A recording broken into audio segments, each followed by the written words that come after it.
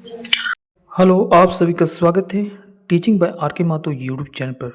पहली बार विजिट कर रहे इस चैनल पर लाइक शेयर एंड सब्सक्राइब जरूर कर लीजिएगा ताकि लगातार अपडेट आप तक पहुंचेगा। स्टेट या सेंट्रल गवर्नमेंट का कोई भी नोटिफिकेशन आई वो भी ऑथेंटिक्स। बात करेंगे रेलवे साइंस।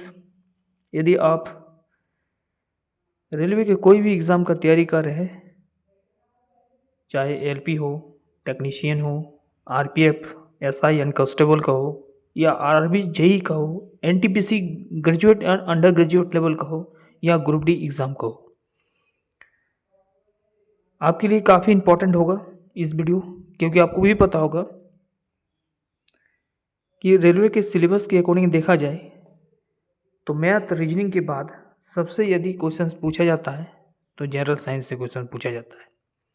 लगातार NCERT based and previous year based पर आधारित मैं क्वेश्चंस को प्रैक्टिस लगातार करवाऊंगा आपके एग्ज़ाम तक, ताकि आपके एग्ज़ाम में जब भी क्वेश्चंस पूछे तो आपका जनरल साइंस से क्वेश्चन छूटेगा नहीं।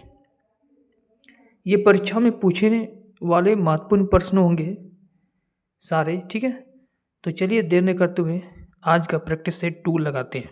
प्रैक्टिस सेट 1 नहीं लगाए हैं अभी तक तो ज़रूर प्रैक्टिस सेट 1 को ज़रूर देखिए।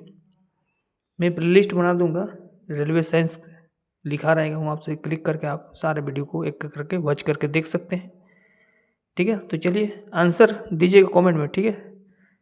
पहला क्वेश्चन आ रहा है आपकी स्क्रीन पर। पहला क्वेश्चन आपकी स्क्रीन पर है। उम्मीद करता हूँ कि आंसर आप लोग कमेंट में ज़रूर दीजिएगा और बताइएगा कि कितना क्वेश्चन अपने सही बना पा रहे हैं आप, ठीक है। थोड़ा सा डिटेल्स हम लोग देखेंगे प्रत्येक क्वेश्चन का, ठीक है, ताकि क्वेश्चंस को बारीकी से समझेंगे तो आपका एग्जाम में भी क्वेश्चंस पकड़े जाएगा। ठीक है। क्वेश्चन नंबर 1 कह रहा है कि दाढ़ी बनाने के लिए काम में लेते हैं। ऑप्शन है अवतल दर्पण, समतल दर्पण, उत्तल दर्पण और उपयुक्त में से कोई नहीं। इसका आंसर क्या हो जाएगा?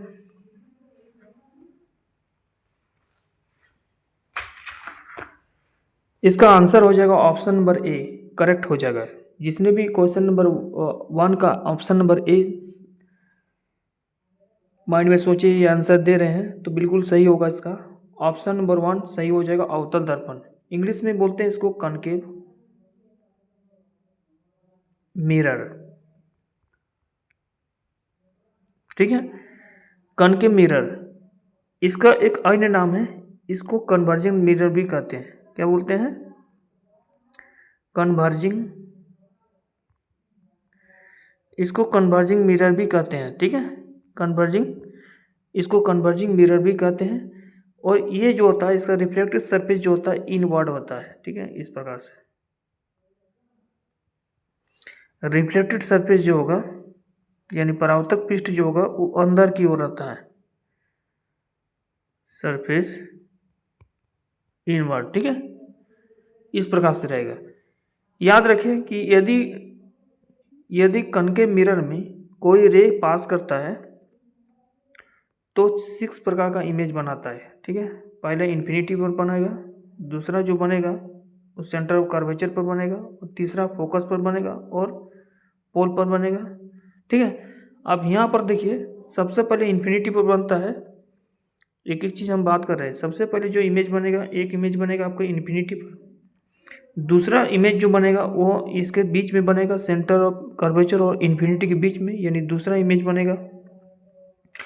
तीसरा इमेज बनेगा सेंटर पर यानी सेंटर ऑफ कर्वेचर पर, तीसरा इमेज। चौथा इमेज जो बनेगा वो सेंटर ऑफ कर्वेचर और फोकस पर बनेगा, चौथा। पांचवा बनेगा जो है फोकस पर बनेगा, और छठा जो बनेगा फोकस और पोल के बीच में बनेगा, ठीक है। तो 6 प्रकार का इमेज जो है वो अवतल दर्पण द्वारा बनता है। ये आपको मालूम होना चाहिए सबसे पहले, ठीक है। कितने प्रकार की इमेज बनता है? 6 प्रकार की इमेज बनता है अवतल दर्पण में, ठीक है। तो ऑप्शन नंबर 1 यहाँ पर करेक्ट हो जाएगा। समतल दर्पण की यदि बात की जाए तो समतल दर्पण यदि बात की जाए, थोड़ा सा डिस्कस कर लेते हैं समतल दर्पण के बारे में भी, ठीक है। इसको बोलते हैं इंग्लिश में प्लेन मिरर। प्लेन मिरर, देखिए प्लेन मिरर में क्या होता है कि कोई वस्तु यदि प्लेन मिरर के पास खड़े हो जितनी दूरी पर, उतनी ही दूरी पर इसके मिरर के ऑपोजिट साइड में उतनी ही दूरी पर इमेज बनता है समतल दर्पण। ठीक है, उत्तल दर्पण क्या होता है, ये आउटवर्ड रहता है। आउटवर्ड मतलब इसका इमेज इस प्रकार से रहेगा, इसको हम बोलते हैं कॉन्वेक्स मिरर बोलते हैं। ठीक है, यह रहता है आउटवर्ड। ठीक है, इसका रिफ्लेक्टेड सरफेस होगा अंदर की ओर वक्रित रहेगा, इसी को बोलते हैं डाइवर्जिंग मिरर। ठीक है, उत्तल दर्पण को क्या बोलते हैं, डाइवर्जिंग मिरर बोलते हैं। ठीक है, तो इसको आप लोग को याद रखना है। और कन्वेक्स मिरर जो होता है वो कितने प्रकार की इमेज बनाता है, तो आप बोलिएगा सर 2 प्रकार की इमेज बनाता है। पहला इमेज जो बनाता है उत्तल दर्पण, वो ऑब्जेक्ट पर बनाएगा, यानी किसी भी वस्तु यदि इन्फिनिटी पर हो तो इमेज जो होगा वो बिहाइंड द मिरर यानी मिरर के पीछे बनेगा। और दूसरा जो इमेज बनाएगा उत्तल दर्पण, ठीक है, यानी कन्वेक्स मिरर, वो आपका पोल एंड इन्फिनिटी के बीच में बनाएगा। ठीक है, पोल और इन्फिनिटी के बीच में बनाएगा, तो इमेज जो बनेगा वो फोकस और पोल के बीच में बनेगा। ठीक है, तो इसका नेचर कैसा हो जाएगा, वर्चुअल और इरेक्ट बनेगा, और इसका साइज जो होगा वो स्मॉल हो गया। ठीक है, तो उत्तल दर्पण, समतल दर्पण और अवतल दर्पण, ये सारा चीज़ हम लोग डिस्कस कर लिए। क्वेश्चन यहाँ से बनेगा, आसानी से आप आंसर लगाइएगा। देखिए अवतल दर्पण थोड़ा सा एग्जाम्पल भी जान लीजिए। कई बार क्वेश्चन दे देता है कि अवतल दर्पण का प्रयोग कहाँ कहाँ होता है, तो इसका सर्च लाइट में होता है प्रयोग। ठीक है, सर्च लाइट में होता है प्रयोग। ठीक है, सर्च लाइट में प्रयोग होता है। इसके अलावा व्हीकल्स में प्रयोग होता है। व्हीकल्स में जो हेडलाइट होता है, व्हीकल्स का हेडलाइट वहाँ पर होता है। साइड मिरर में होता है अवतल का, और उत्तल का होता है व्हीकल्स में। ठीक है, व्हीकल्स के हेडलाइट में, टर्च में भी इसका यूज होता है। ठीक है, तो क्लियर है। अगला क्वेश्चन पर चलते हैं। देखिए अगला क्वेश्चन क्या है, क्वेश्चन नंबर 2 कि पानी में हवा का बुलबुला वैसे ही काम करेगा जैसे काम करता है। ठीक है, ऑप्शन देख लेते हैं। ऑप्शन है आपके पास उत्तल दर्पण, उत्तल लेंस, अवतल दर्पण, अवतल लेंस।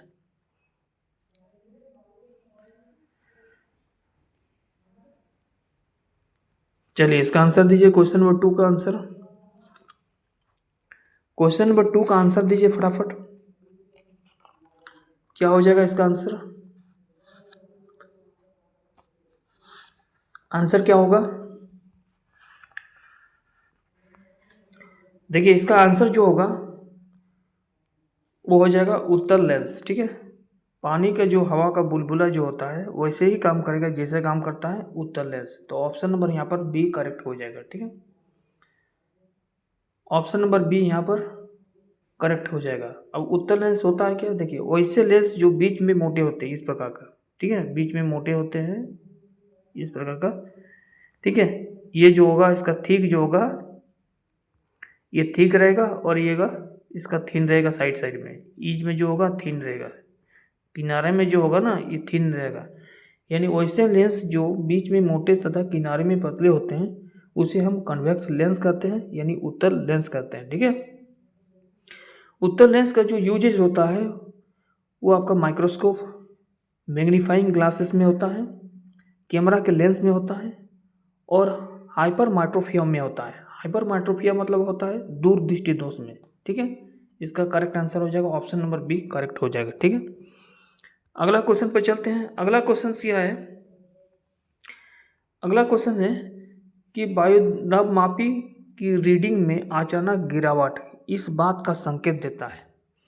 देखिए वायुदाब मापी यहाँ पूछ रहा है। ठीक है, वायुदाब मापी की जो रीडिंग है, ठीक है, उसमें अचानक क्या हो रहा है, गिरावट हो रहा है। तो क्या होगा, ऑप्शन नंबर 1 देख लेते हैं। स्थिर तथा शांत होगा, क्या वातावरण स्थिर और शांत होगा, क्या वर्षा युक्त होगा, क्या ठंडा हो जाएगा, या तूफानी होगा। अचानक जब भी गिरे तो याद रखिएगा तूफान होने वाला है। ऑप्शन नंबर यहाँ पर क्या हो जाएगा, डी करेक्ट हो जाएगा। क्लियर है। अगला पर चलते हैं क्वेश्चन नंबर नेक्स्ट में। अगला क्वेश्चन नेक्स्ट पे चलते हैं क्वेश्चन नंबर 4 में कि सूर्य पर ऊर्जा का निर्माण होता है। सूर्य पर जो ऊर्जा का निर्माण होता है वो क्या नाभिकीय विखंडन होता है, नाभिकीय संलयन होता है, ऑक्सीकरण अभिक्रिया द्वारा होता है या अवकरण अभिक्रिया द्वारा होता है। देखिए सूर्य पर जो ऊर्जा का निर्माण होता है, सूर्य पर ऊर्जा का जो निर्माण होता है वो नाभिकीय संलयन होता है। ऑप्शन नंबर बी करेक्ट हो जाएगा। अब यहाँ पर नाभिकीय संलयन क्या होता है, देखिए दो हल्के नाभिक, इस प्रकार दो हल्के नाभिक है, ये न्यूक्लियस है, ये न्यूक्लियस 1 है और न्यूक्लियस ये 2 है, ठीक है, N2 जिसको लिख दिया, ठीक है। तो दो न्यूक्लियस के बीच में क्या होता है, ये दो न्यूक्लियस जो होता है, दो हल्के नाभिक होता है, ये दो क्या होता है, हल्के नाभिक होता है। दो हल्के नाभिक जुड़कर एक भारी नाभिक का निर्माण करता है। इस प्रकार का भारी नाभिक का निर्माण करता है, हेवी न्यूक्लियस का निर्माण करता है, ठीक है। उसे हम क्या कहते हैं, न्यूक्लियर फ्यूजन कहते हैं, ठीक है, नाभिकीय संलयन कहते हैं। नाभिकीय विखंडन क्या होता है, एक भारी नाभिक जो होता है दो हल्के नाभिक में टूटता है, तो इसे हम नाभिकीय विखंडन कहते हैं, ठीक है। तो इसका आंसर जो होगा, सूर्य पर जो ऊर्जा का निर्माण होता है वो नाभिकीय संलयन द्वारा होता है। ऑप्शन नंबर बी जो होगा यहाँ पर करेक्ट हो जाएगा। क्लियर है।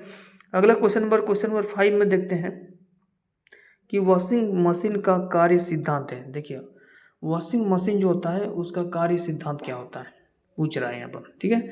ऑप्शन है अपकेंद्रण, अपवहन, अपकेंद्रण या विसरण। तो वॉशिंग मशीन का जो कार्य सिद्धांत है उसका आंसर जो होगा वो ऑप्शन नंबर सी करेक्ट हो जाएगा, ठीक है, अपकेंद्रण होगा, ठीक है, जिसको बोलते हैं सेंट्रीफ्यूगल, ठीक है, सेंट्रीफ्यूगल, इसको फोर्स भी बोल सकते हैं, सेंट्रीफ्यूगल फोर्स। एक होता है सेंटीपिटल, सेंटीपिटल मतलब वृत्त के जो केंद्र की ओर लगाता है बल एक के सेंटर पर, उसको हम सेंटीपिटल फोर्स बोलते हैं। जैसे मौत के कुआं, आप लोग जब मेला वाला जाते हो तो देखते होंगे मौत का कुआं, वहाँ से मोटरसाइकिल वाला जो घुमाता है, ठीक है, वहाँ पर जो एक केंद्र की ओर फोकस करके वो घुमाता है ताकि वो गिरे नहीं। तो ये जो है कौन सिद्धांत पर आधारित रहता है, तो वह सिद्धांत जो है सेंटीपिटल फोर्स पर आधारित था, अभिकेंद्री बल पर, ठीक है। और वॉशिंग मशीन से जो कार्य सिद्धांत होता है वो होता है अपकेंद्रण बल पर, यानी सेंट्रीफ्यूगल फोर्स पर। ऑप्शन नंबर सी यहाँ पर करेक्ट हो जाएगा। क्लियर है। अगला क्वेश्चन पर चलते हैं। क्वेश्चन नंबर 6 जो है कि दूध से क्रीम निकालने में कौन सा बल लगता है। देखिए दूध से आप क्या कर रहे हैं, क्रीम को निकाल रहे हैं, ठीक है। दो प्रकार से आप निकाल सकते हैं, ठीक है। जैसे आप नेचुरली सोचते हैं, पहले दूध को ले आइए, वहाँ से आप सिरका का घोल डाल दीजिए या फिर आप नींबू का घोल डाल दीजिए, ठीक है, नींबू का रस डाल दीजिए, तो वो फट जाता है, अलग हो जाता है, छानी अलग निकल जाता है, क्रीम साइड में हो जाता है, ठीक है। या आप जमा के भी कर सकते हैं, ठीक है।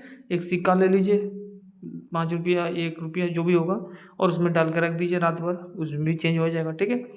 तो इसमें पूछ रहा है अकॉर्डिंग टू योर फिजिक्स, ठीक है, कि दूध से जो क्रीम निकालने में कौन सा बल लगता है, यानी कौन सा फोर्स लगता है। देखिए अपकेंद्रण बल है, अभिकेंद्रण बल है, उपकेंद्र है या बाह्य बल। बाह्य बल तो लगेगा नहीं, इसको हटा दीजिए, एक्सटर्नल यहाँ पर फोर्स नहीं लग रहा है। एक्सटर्नल फोर्स का कहाँ से लग रहा है, लगेगा तो 3 ही में से लगेगा, ठीक है। तो इसका करेक्ट आंसर होगा, देखिए अभी हम बात किए जो साइकिल घुमाता है, मोटरसाइकिल जो घुमाता है मौत को कुआं में, मेला वाला में, तो वो अभिकेंद्री है, सेंटर की ओर। तो यहाँ पर सेंटर की ओर बात ही नहीं हो रहा है, यहाँ पर अलग हो रहा है, ठीक है। तो यही ऑप्शन है यहाँ पर हट जाएगा। उपकेंद्रीय बल यहाँ पर कोई डिपेंड नहीं करता है, किसी प्रकार का फोर्स यहाँ पर नहीं लगाता है किसी प्रकार को अलग करने में, तो इसलिए भी ये हटा दीजिए। ऑप्शन नंबर बचता है 1, यानी सेंट्रीफ्यूगल फोर्स, ठीक है। ऑप्शन नंबर यहाँ पर क्या हो जाएगा, ए नंबर करेक्ट हो जाएगा, अपकेंद्रीय बल। ध्यान रखिएगा वॉशिंग मशीन में भी अपकेंद्रीय बल का काम होता है। अभी बात की हम वॉशिंग मशीन में भी जो है कपड़ा उपड़ा धोने में भी कौन सा बल का प्रयोग होता है, अपकेंद्रीय बल का। और दूध से क्रीम को निकालने में भी जो है सेंट्रीफ्यूगल फोर्स का ही काम होता है, यानी अपकेंद्रीय बल का ही कार्य होता है। ऑप्शन नंबर ए यहाँ पर करेक्ट होगा। अगला पर क्वेश्चन में चलते हैं। अगला क्वेश्चन क्या है, अगला क्वेश्चन है कि क्वेश्चन नंबर 7 की निम्नलिखित में से कौन सा राशि सदिश नहीं है। यहाँ पर पूछ रहा है सदिश नहीं है। अचानक हम लोग क्वेश्चंस को देखते ही एक्साइटेड हो जाते हैं और आंसर लगा देते हैं, गलती कभी नहीं कीजिएगा। अक्सर गलती वैसे ही क्वेश्चन पर होता है जिस पर आपका कॉन्फिडेंस लेवल हाई हो। हाँ, कॉन्फिडेंस लेवल हाई मतलब जैसे कि आप आसानी क्वेश्चन को बार बार रिपीट किए हैं, बार बार जान रहे हो उस सवाल को, और अचानक वही सवाल को आप गलती कर देते हैं। अब देखिए, क्वेश्चन पूछने का नज़रिया थोड़ा सा चेंज हो गया है। क्वेश्चन इस प्रकार से पूछा जाता है कि इनमें से कौन सा सदिश राशि नहीं है, और हम लोग नहीं देखते नहीं है और लगा देते हैं सदिश राशि पर। ध्यान रखिएगा, क्वेश्चंस के अकॉर्डिंग देखा जाए तो आपको वेक्टर क्वांटिटी इनमें से नहीं है। Which of the following is not a vector quantity. ठीक है, डिस्प्लेसमेंट विस्थापन ऑप्शन नंबर 1, दूसरा नंबर वेलोसिटी वेग, तीसरा नंबर फोर्स बल, और वॉल्यूम आइटम। ठीक है, तो देखिए सदिश राशि सबसे पहले आपको जानना है सदिश राशि क्या है। ठीक है, एक साइड लिखना है सदिश राशि, दूसरा जो है अदिश राशि। सारा चीज़ हम डिस्कस करेंगे एक एक चीज़। ठीक है, अदिश राशि, ये दोनों चीज़ आपको सबसे पहले जानना है। ठीक है, सदिश राशि और अदिश राशि क्या है, ठीक है, बात करेंगे। सबसे पहले आप लोग आंसर दीजिए फटाफट। इस क्वेश्चन का आंसर क्या हो जाएगा? इसका आंसर जो होगा ऑप्शन नंबर डी करेक्ट हो जाएगा। ऑप्शन नंबर डी करेक्ट हो जाएगा। ठीक है, यानी सदिश राशि नहीं है। अब देखिए सदिश राशि में कौन कौन सा आएगा। सदिश राशि में आएगा एक वेग, दूसरा आएगा बल, विस्थापन, त्वरण, संवेग, आवेग,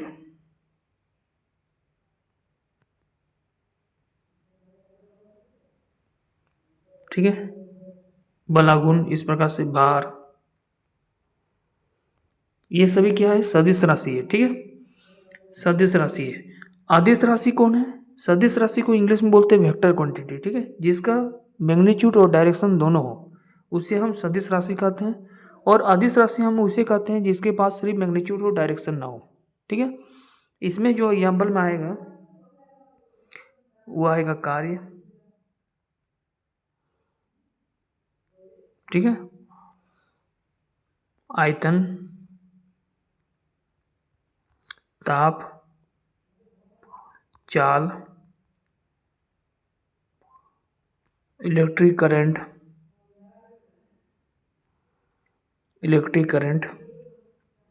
दाब, डीसी। ठीक है, क्वेश्चंस के अकॉर्डिंग देखा जाए तो विस्थापन, वेग और बल जो है वो सदिश राशि है, जबकि आयतन क्या है, वॉल्यूम क्या है, एक अदिश राशि है। ठीक है, आंसर क्या हो जाना चाहिए? Option number D. नोट करके रखिएगा। ठीक है, अगला पर चलते हैं क्वेश्चन नंबर नेक्स्ट पर। देखिए क्वेश्चन नंबर 8 में निम्नलिखित में से कौन सा सदिश राशि है? Which of the following is a vector quantity.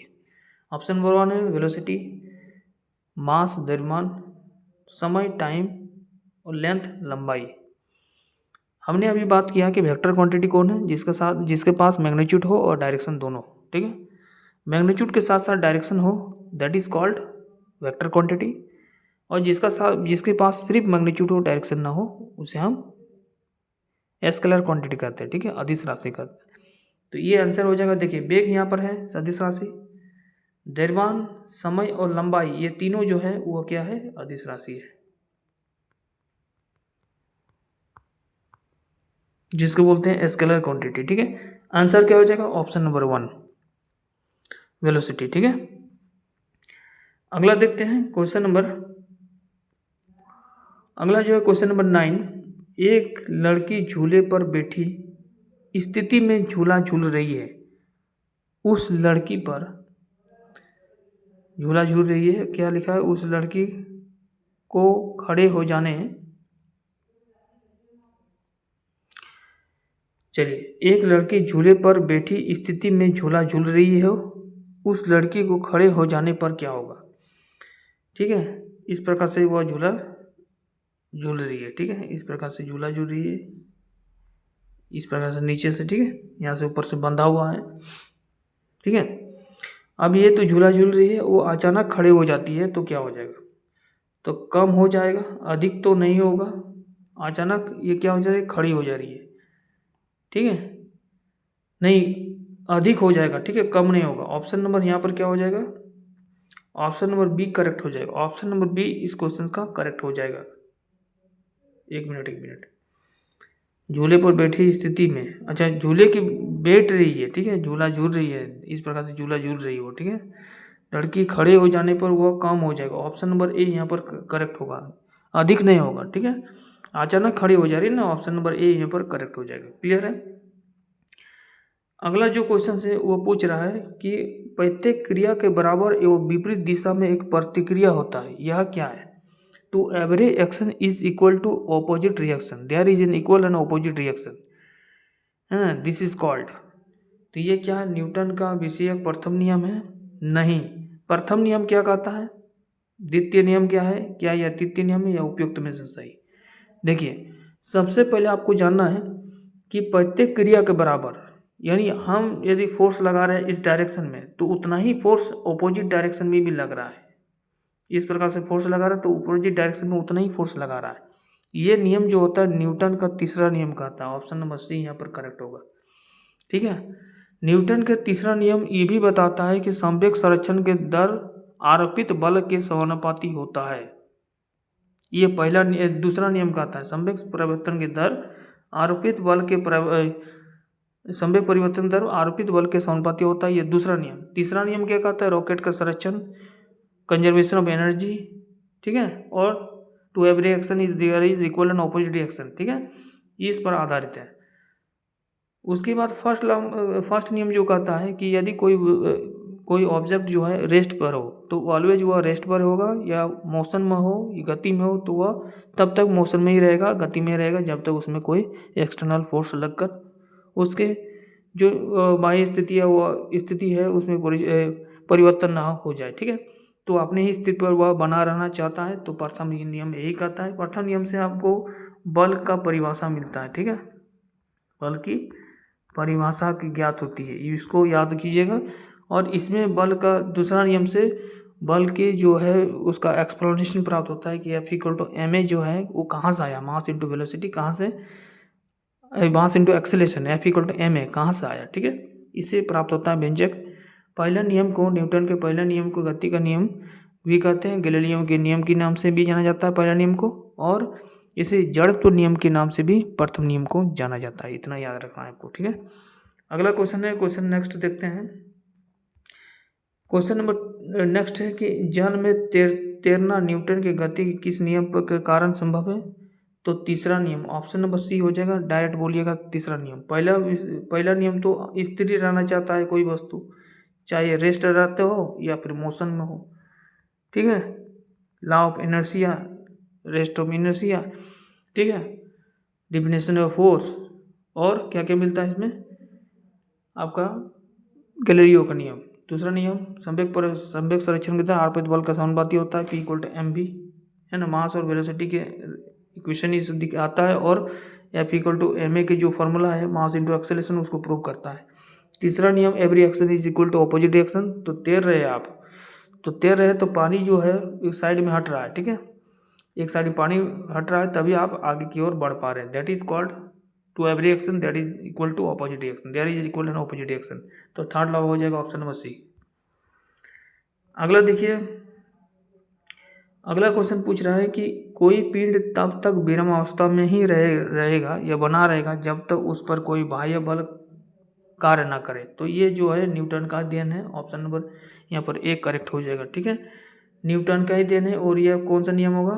Newton का जो होगा वो पहला नियम होगा, फर्स्ट लॉ होगा, न्यूटन का फर्स्ट लॉ होता है, ठीक है, अभी जैसे हम बात किए, ठीक है।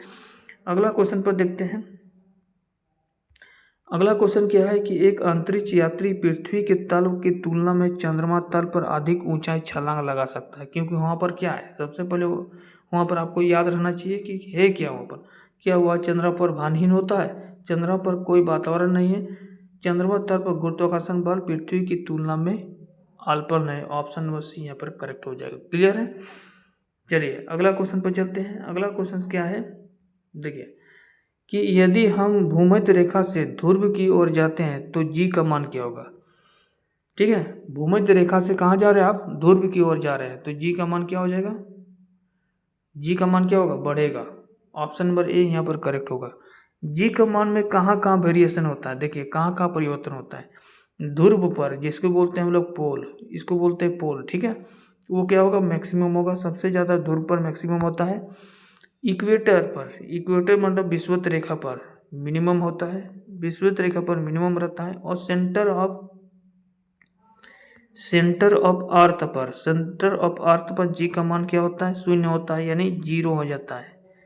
ठीक है, जीरो हो जाता है, शून्य हो जाता है। ठीक है, तो इतना आपको याद रखना है। जी का मान यदि ऊपर की ओर जाए या नीचे की ओर जाए तो इसका मान क्या होता है, माइनस होता है, घटता है। यदि भूमध्य रेखा से सीधा कहाँ आ रहा है, पोल पर आ रहा है, तो पोल पर क्या होता है, मैक्सिमम होता है, तो आंसर हो जाएगा मैक्सिमम, बढ़ता है। यदि इसी जगह पर लिख देता है कि ध्रुव से लेकर भूमध्य रेखा पर जा रहा है तो जी का मान क्या होता है, तो घटता है, तो आंसर हो जाता है ऑप्शन नंबर बी। ठीक है, वहीं बना रहेगा कब तक, जी का मान वेरिएशन होते रहेगा। ठीक है, वहीं बना रहेगा। पूछता है कि यदि हम कोई वस्तु को ऊपर की ओर ले जा रहे हैं और फिर उससे नीचे की ओर ले जा रहे हैं तो जी का मान में क्या होगा, तो वही बना रहेगा, यानी घटेगा। ठीक है, दिखता है घटता है तो क्या होगा, सेम बना रहेगा, वही घटेगा ही। ठीक है, क्लियर है। तो ऑप्शन नंबर यहाँ पर क्वेश्चन के अकॉर्डिंग देखा जाए कि भूमध्य रेखा से ध्रुव की ओर जा रहा है तो जी का मान यहाँ पर क्या हो रहा है, मैक्सिमम हो रहा है। क्लियर है, इतना याद रखिएगा, ये क्वेश्चन सा आ जाएगा आपको एग्जाम में। जी का एक फॉर्मूला होता है, वैल्यू होता है, वो भी पूछ लेता है। ठीक है, जी क्या होता है, ग्रेविटी होता है। ठीक है, ग्रेविटी होता है। ठीक है, देखिए इसका वैल्यू कितना होता है ये भी पूछता है कभी, स्मॉल जी का मान कितना होता है, 9.8 मीटर पर सेकंड स्क्वायर। ठीक है, याद रखिएगा इसको। अगला क्वेश्चन जो है क्वेश्चन नंबर 15 में चंद्रमा की सतह पर किसी वस्तु का भार क्या होगा। चंद्रमा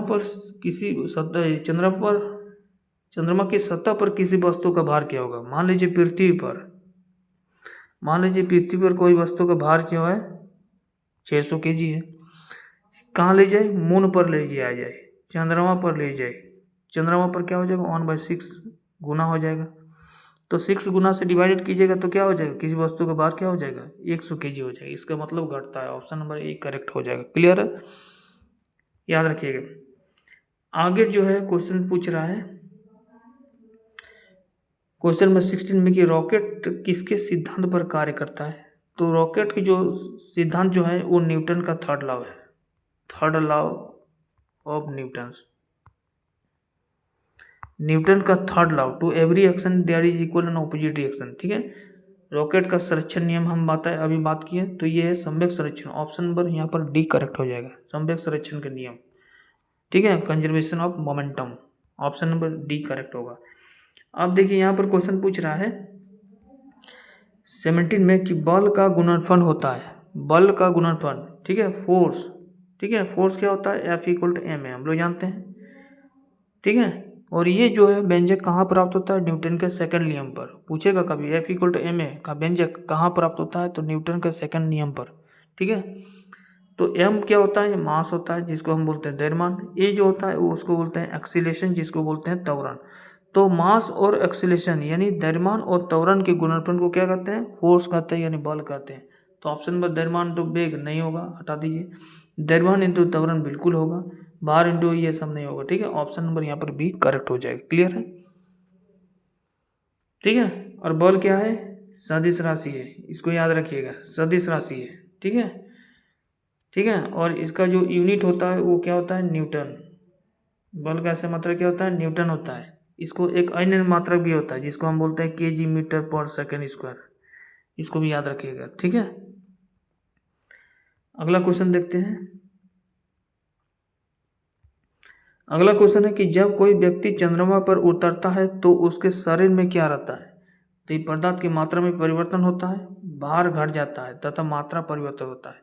भार में क्या होता है, चेंजेबल होगा। मात्रा मतलब समझ रहे, मास में कोई परिवर्तन नहीं होगा। ध्यान रखिए, मास जो होता है ना, द्रव्यमान। ठीक है, इसको बोलते हैं द्रव्यमान।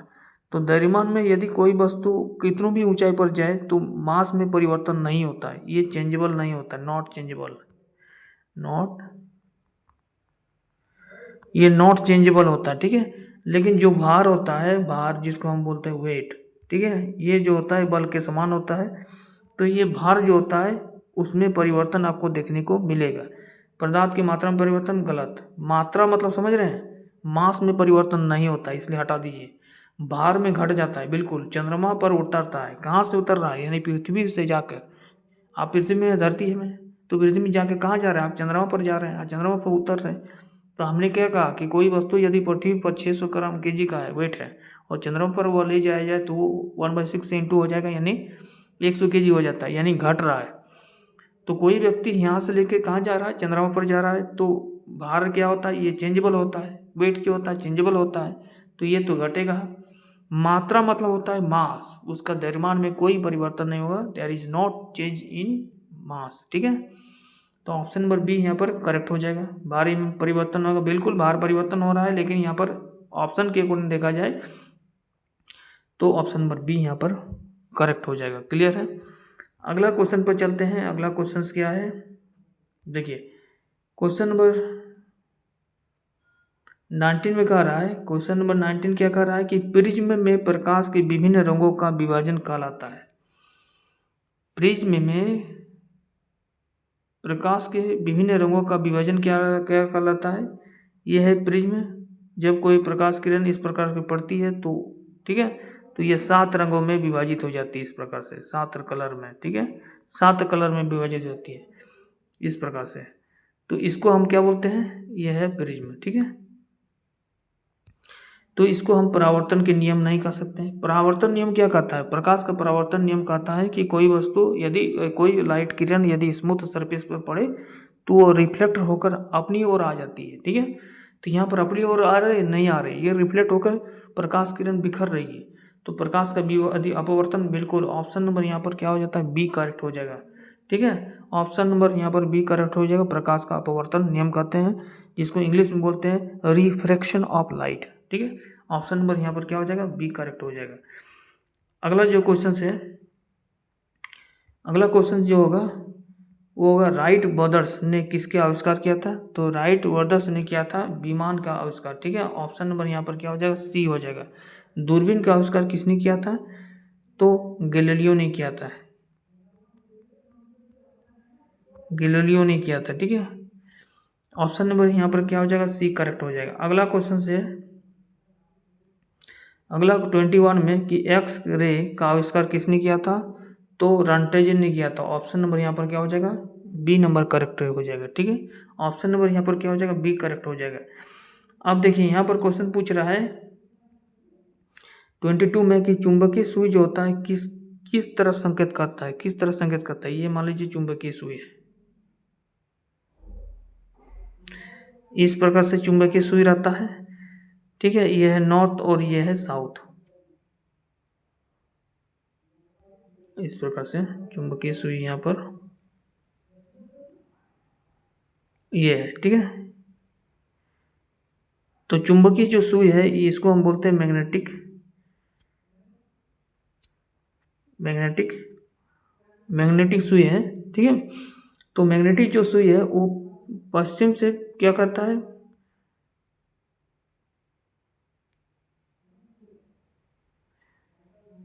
मैग्नेटिक सूर्य जो होता है वो पश्चिम से लेकर दक्षिण की ओर, यानी इस प्रकार से इंगित करता है, ठीक है। तो ऑप्शन में यहाँ पर बी करेक्ट हो जाएगा। क्लियर है। सॉरी हम तस्वीर इस प्रकार से बनाए थे, अभी पश्चिम बोल दे रहे हैं इस प्रकार से। ये क्या है? ये हो जाएगा ईस्ट, ये हो जाएगा वेस्ट, ये होगा नॉर्थ और ये होगा साउथ। नॉर्थ से साउथ की ओर इंडिकेट करता है, ध्यान रखिएगा। जो मैग्नेटिक सुई जो होता है, चुंबकीय सुई जो होता है, नॉर्थ से साउथ की ओर इंगित करता है। ऑप्शन नंबर यहाँ पर क्या हो जाएगा? सी हो जाएगा करेक्ट, ठीक है। तस्वीर बनाए थे सही है, लेकिन हम बोल दिए गलती से, लेकिन ध्यान रखिएगा नॉर्थ से साउथ की ओर इंगित करता है कौन? चुंबकीय सुई, हमेशा, ठीक है। आंसर हो जाएगा ऑप्शन नंबर सी करेक्ट होगा। अब देखिए यहाँ पर क्या है अगला 23 में कि फेदोमीटर द्वारा मापी जाती है। फेदोमीटर क्या होता है? समुद्र की गहराई मापता है क्या? समुद्र की दिशा को मापता है? नहीं। भूकंप की तीव्रता को क्या बोलते हैं? सिस्मोग्राफी, सिस्मोग्राफी द्वारा मापा जाता है, ठीक है। तो आंसर यहाँ पर क्या हो जाएगा? ऑप्शन नंबर ए यहाँ पर करेक्ट हो जाएगा। इसकी गहराई को मापने के लिए, ठीक है, सी के जो गहराई है, डीप्थ है ना, उसकी मापने के लिए किसका प्रयोग किया जाता है? फेदोमीटर का। ऑप्शन नंबर यहाँ पर ए करेक्ट होगा। अब देखिए यहाँ पर क्वेश्चन पूछ रहा है 24 में कि स्कूटर का आविष्कार है, इनमें से आपको बताना है कि स्कूटर का आविष्कार किसने किया था। डॉगलस ने किया था, आस्टन इक्वल टू एमसी को दिया था, मार्चेस में किया था, ब्राडशॉ ने किया था। ऑप्शन नंबर ए यहाँ पर सही हो जाएगा। ठीक है, आपको कमेंट में बताना है कि मोबाइल का आविष्कार किसने किया था। ठीक है, अगला देखिए क्वेश्चन पूछ रहा है 25 में कि कॉस्मिक किरण की खोज किसने किया था। कॉस्मिक किरण की खोज किया था विक्टर हैक्स ने। ऑप्शन नंबर बी यहाँ पर करेक्ट हो जाएगा, विक्टर हैक्स। ठीक है, अगला जो है क्वेश्चन पूछ रहा है 26 में कि नाभिकीय रिएक्टर में ऊर्जा उत्पन्न होती है। नाभिकीय रिएक्टर में ऊर्जा का उत्पन्न होना नाभिकीय या नियंत्रण विखंडन के कारण होता है। ऑप्शन नंबर सी यहाँ पर करेक्ट हो जाएगा। ठीक है, बाकी नियंत्रण हो या संलयन हो यह हमने अभी डिस्कस किया। ठीक है, चलिए अगला क्वेश्चन पर चलते हैं। अगला क्वेश्चन जो है, क्वेश्चन क्या कह रहा है, देखिए क्वेश्चन कह रहा है कि कोबाल्ट 60 उत्सर्जित होती है। कोबाल्ट 60 जो होती है वो गामा किरण में होती है, गामा किरण में उत्सर्जित होती है कोबाल्ट 16। ठीक है, कोबाल्ट 16 जो होती है गामा किरण में उत्सर्जित होती है। ठीक है, अब यहाँ पर पूछता है कि अल्फा बीटा और गामा। ठीक है, तो गामा किरण जो भेदन क्षमता होती है वो कम होती है, जो कि बीटा किरण की भेदन क्षमता जो होती है कम होती है, जबकि आयनन क्षमता सबसे ज़्यादा बीटा किरण की होती है। ठीक है, लेकिन गामा किरण की अधिकतम होती है भेदन क्षमता, इसको याद रखिएगा। अगला जो है क्वेश्चन पूछ रहा है, अगला क्वेश्चन पूछ रहा है कि पोजिस्ट्रॉन की खोज किसने किया था। पोजिस्ट्रॉन की खोज किसने किया था, तो एंडरसन ने किया था। ऑप्शन नंबर ए यहाँ पर सही हो जाएगा। ठीक है, चेडविक ने क्या किया था, थॉमसन ने, जे थॉमसन ने इलेक्ट्रॉन्स की खोज किया था। इलेक्ट्रॉन्स की खोज जे थॉमसन ने किया था। ठीक है, और चेडविक ने क्या किया था, न्यूट्रॉन की खोज किया था। जी हाँ, न्यूट्रॉन की खोज किया था। न्यूट्रॉन की खोज किसने किया था, न्यूट्रॉन की खोज किसने किया था, तो चेडविक ने किया था। इलेक्ट्रॉन की खोज किसने किया था, जे थॉमसन ने। चेडविक ने किया था न्यूट्रॉन की खोज, और रदरफोर्ड ने किया था प्रोटॉन की खोज। ठीक है, प्रोटॉन की खोज। ठीक है, या गोल्डस्टीन भी लिख सकता है, प्रोटॉन की खोज रदरफोर्ड लिख सकता है या गोल्डस्टीन रह सकता है। ठीक है, तो इस क्वेश्चन का जो आंसर हो जाएगा अभी फिलहाल ये आंसर हो जाएगा एडिशन। ठीक है, ऑप्शन नंबर ए यहाँ पर करेक्ट हो जाएगा। क्लियर है, अगला देखिए क्वेश्चन पूछ रहा है कि एक सामान्य शुष्क सेल में विद्युत अपघटय होता है। एक सामान्य शुष्क सेल में जो विद्युत अपघटय होता है वो क्या होता है, जिंक, गंधक का अम्ल, अमोनियम क्लोराइड और मैग्नीज डाइऑक्साइड। आंसर हो जाएगा जिंक। ऑप्शन नंबर ए यहाँ पर करेक्ट हो जाएगा। सॉरी ऑप्शन नंबर ए नहीं हो, सामान्य शुष्क सेल होता है, ड्राई सेल की बात कर रहा है ना, ड्राई सेल का बात कर रहा है। इसको अपघटित करके हम केमिकल फॉर्मूला में चेंज कर रहे हैं, केमिकल रिएक्टेड में चेंज कर रहे हैं, तो आंसर हो जाएगा ओमोनियम क्लोराइड। ओमोनियम क्लोराइड हो जाएगा। ठीक है, N C N N A C L, N A C N N2Cl इस प्रकार से हो जाएगा। ठीक है, ओमोनियम क्लोराइड। अब देखिए अतिचालक का लक्षण पूछ रहा है यहाँ पर क्वेश्चन नंबर 30 में कि अतिचालक का लक्षण क्या होता है। अतिचालक का लक्षण जो होता है पुण्य क्या होता है, ये उच्च प्रागनमता होता है। ऑप्शन नंबर ए यहाँ पर करेक्ट होगा। ठीक है, अगला क्वेश्चन पर देखते हैं चुंबकीय फ्लक्स। चुंबकीय फ्लक्स का एसआई मात्रक पूछ रहा है, what is the unit of या SI unit of magnetic flux. यहाँ पर पूछ रहा है मैग्नेटिक फ्लक्स का यूनिट पूछ रहा है, तो वेबर किसका यूनिट होता है, मैग्नेटिक फील्ड का होता है। ठीक है, मैग्नेटिक फील्ड का वेबर होता है। चुंबकीय फ्लक्स का क्या होता है, टेस्ला हो जाएगा। ऑप्शन नंबर यहाँ पर डी नंबर करेक्ट हो जाएगा। ठीक है, डी नंबर करेक्ट हो जाएगा।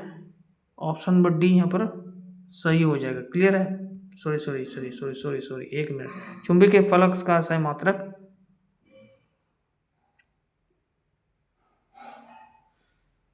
हेनरी होता है, याद रखिए। मैग्नेटिक फील्ड जो होता है, अभी हम बात किए ना, गलती से बात कर दी है। मैग्नेटिक फील्ड जो होता है उसका ऐसा यूनिट होता है हेनरी। ठीक है, गलती हो गया, सॉरी, हेनरी होता है। ठीक है, मैग्नेटिक फील्ड पूछेगा चुंबकीय क्षेत्र का असह मात्रक, तो हेनरी हो जाएगा। वेबर होगा चुंबकीय फ्लक्स का असह मात्रक होता है। ऑप्शन नंबर ए सही होगा।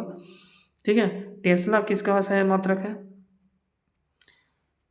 तो टेस्ला जो ऐसे मात्रक होता है वो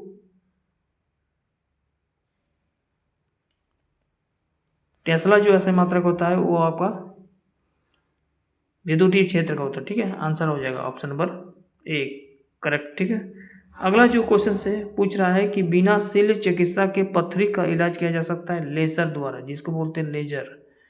ठीक है, लेजर बीम द्वारा किया जाता है। ऑप्शन नंबर यहाँ पर सी करेक्ट होगा। अगला जो है पूछ रहा है कि माइक्रोफोन का आविष्कार किसने किया था। ठीक है, माइक्रोफोन का आविष्कार किसने किया था, तो ग्राहम बेल ने किया था। ऑप्शन नंबर सी करेक्ट हो जाएगा। अगला क्वेश्चन पर चलते हैं कि फाउंटेन पेन का आविष्कार किसने किया था। फाउंटेन पेन का आविष्कार किसने किया था, वाटरमैन ने किया था। ऑप्शन नंबर ए करेक्ट हो जाएगा। क्लियर है।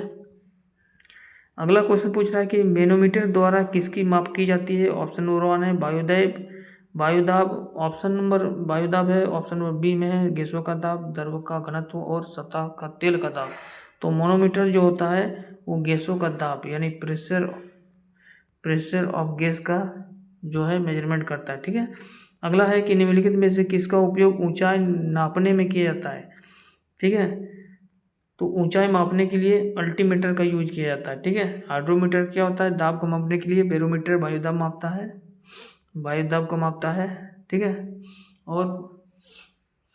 और अल्टीमीटर जो होता है वो ऊंचाई की मापता है। तो सी नंबर यहाँ पर गलती दिया है, लेकिन प्लानीमीटर नहीं होगा, अल्टीमीटर होना चाहिए।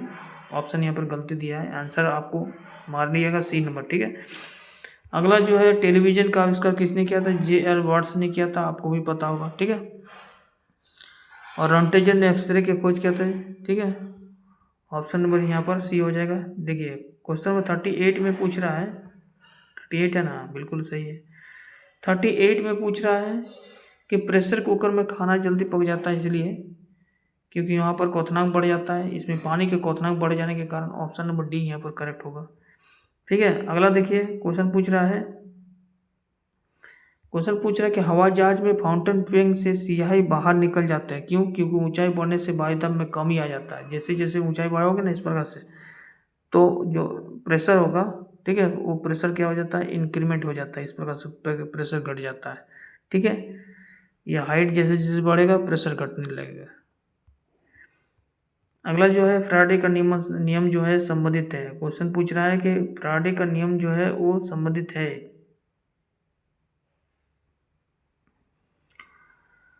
फैराडे का नियम जो है संबंधित है विद्युत अपघटन पर, गैस के दाब पर नहीं होगा, विद्युत विक्षेपण नहीं होगा, विद्युत अपघटन के नियम का सिद्धांत पर होगा। ठीक है, अगला क्वेश्चन देखिए 41 में, फ्यूज का सिद्धांत जो होता है वो विद्युत का उसमें प्रभाव होता है। ऑप्शन नंबर यहाँ पर सी हो जाएगा। ठीक है, फ्यूज जो होता है, इलेक्ट्रिकल फ्यूज जो होता है वो ऑप्शन नंबर सी हो जाएगा करेक्ट। और फ्यूज बात किया जाए इलेक्ट्रिकल फ्यूज के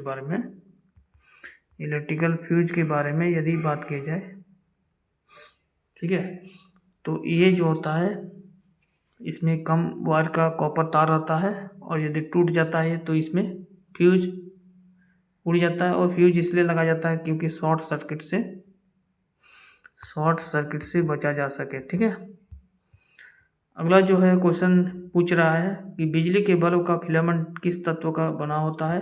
आंसर हो जाएगा टंगस्टन का बनाया जाता है। ऑप्शन नंबर डी करेक्ट हो जाएगा। अगला क्वेश्चन जो है ट्यूबलाइट में जो वे ऊर्जा का लगभग कितना भाग प्रकाश में परिवर्तित हो जाता है, तो 60 से 70% भाग हो जाता है। Option number D. अब देखिए किलोवाट की घंटा जो है किसका मात्रक है, तो किलोवाट घंटा जो होगा, जहाँ आपको किलोवाट वाट लगे तो आप मारिएगा शक्ति। ठीक है, किलोवाट पूछे जाए, वाट सिर्फ पूछा जाए, किलोवाट पूछा जाए, मेगावाट पूछा जाए, गीगावाट पूछा जाए, HP पूछा जाए, तो ये सारा मात्रक जो है शक्ति का है। ठीक है, और शक्ति क्या होता है, वेलोसिटी डिफरेंस यानी पोटेंशियल डिफरेंस इनटू करंट होता है। ठीक है, ये फॉर्मूला भी आप लोग याद रखिएगा। एनर्जी का यूनिट कैसे पहचानिएगा, जहाँ वाट सेकंड आए।